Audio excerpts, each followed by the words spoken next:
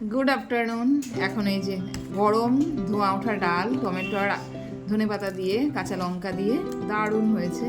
আর এখানে আছে পালং শাক। পালং শাকটা বানিয়েছি হচ্ছে মূলো, বেগুন, আলু, পেঁয়াজ, রসুন দুটোই দিয়েছি।